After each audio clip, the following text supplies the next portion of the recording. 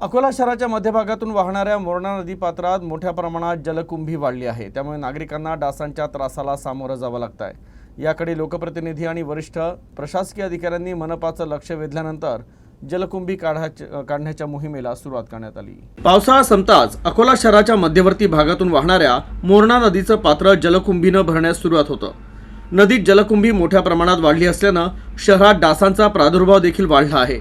याकडे आमदार रणधीर सावरकर आणि जिल्हाधिकारी अजित कुंभार यांनी लक्ष वेधून महानगरपालिका अधिकाऱ्यांना नदीपात्र स्वच्छतेबाबत निर्देश दिले।